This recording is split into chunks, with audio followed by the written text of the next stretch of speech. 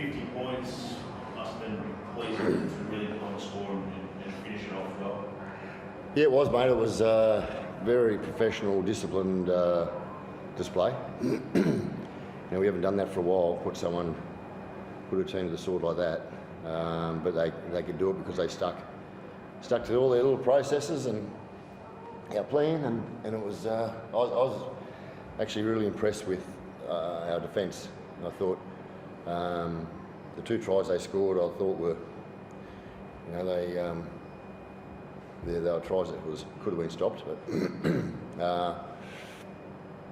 And I thought our tackle technique tonight was really on. It was very good. The Raiders, obviously, in recent years, you've grafted out wins really well and been won by 1, 2 points, and lost by 2 points. But to see those points and to see that you can put teams to the sword, is that an evolution of this side that you think can take them to that next level and you can be really competitive? Yeah, I think so, Jake. I think it's the younger blokes that we've recruited and put into certain positions have got skill and speed. What about your middles? Just so dominant. Well, they lay the platform. You know, we played a long game tonight, and it took a little while in the first half to get poke our nose through, and you know, the middles led by Joe have been very consistent in their performances. It's you know, they lay the foundation first, like we all know. It's probably as an ex-halfback and their coach, that's why I'm probably pretty lenient on the middle boys. They're I know how important they are to what their contribution gives to the back end of games, to team results. Well, the fit pass from Joe, it's just special play for a big man, isn't it? Yep, it's there's only a certain amount of middles that can do that. You know, I've been saying for a couple of years now that Joe's the best forward in the competition, and I think you see with the amount of minutes he plays and what skill level and endurance and agility he's got. I think it's, you know, people probably think I'm biased, and I am at times, but he shows it. Taps, obviously a little bit of a hip drop there in the end, like you're a bit how do you feel? Yeah, it's a bit sore, but I'm sure he didn't mean malice by it, but yeah, just a bit frustrated. It was an injury I already had as well, so probably fed up a bit of my anger, but I'll be alright to play. What's your thoughts on some of your teammates' performances like Hudson Young, Corey Horsburgh, doing everything, speed, kicking kicks and the goal, like us pretty with confidence in place, they look really strong and fast. Yeah, I love playing with competitors, and that's what they are. Starlo's is the same. Got to give rap to Sav, the young winger. Man, it looks like he's played a couple of years of first grade, the way he runs and carries, and even his defence, and he's willing to learn. So Seb Chris has been outstanding for us. I think the whole team, when we're on, everyone across the board has been playing good, and I said it last week to the coaching staff, it's a credit to them. They've made it really clear, and we know what our roles, and when we do, we play well. Skip, obviously, to talk about Jamal, you said to Fox in the post game that you wanted him to stay, you want to keep him on. Where's that the latest this week? Will there be more progression on that? Will we have an answer from your perspective? Yeah, well, he's got the answer, mate.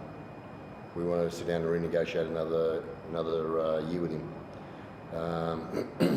Jake, I'm honest to the players, and sometimes that hurts me. How do I know what's going to happen in a year's time? There could be another deal that we're sitting down this time next year and doing with Jamal again.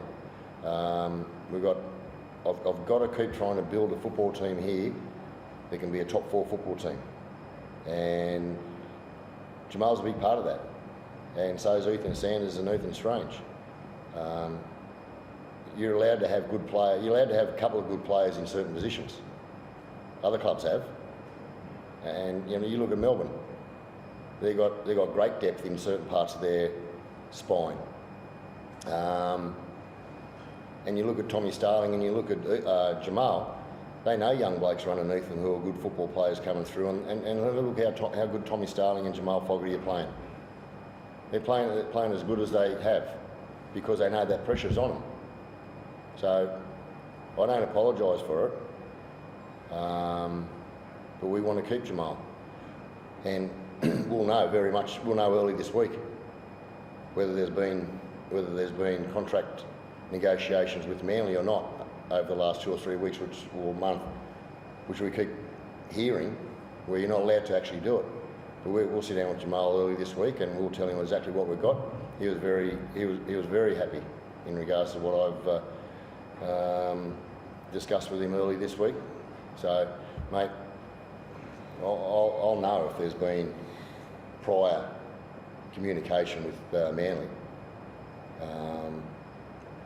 Because I know Jamal is very happy, and I want to keep Jamal here. And as I say, my plan for the future of this club has not changed with having good players in important positions. I want Jamal to bring through Ethan Sanders.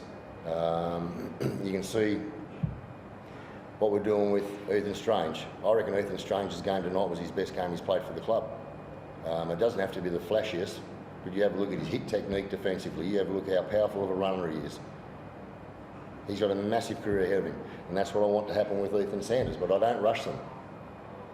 If you rush these young blokes at an early part of their career, they can go out the back door as quick as they come in, because you blokes all wrap them up. They get a lot of positive commentary. It's exactly what I've had with Xavier Savage. I didn't allow you guys to keep wrapping Xavier up because he might have had a flash piece of play in him, and I say that respectfully into the media.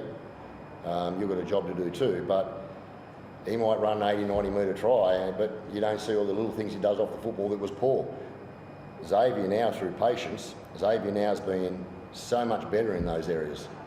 And look, and where I say sometimes being honest to players hurts me, Sando knows exactly my plan. Tommy knows exactly my plan, and we've got to have depth in those positions. If you think you can continue on when there's suspension or when there's injury, I can tell a few lies to players to try and sign them and give them 2-3 year deals, but I can't look them in the face when I'm actually then not executing what I said. But I know other coaches and other clubs do. But I'm not going to bullshit to my player. And if that means I lose him, I'd rather lose a player than tell him a lie.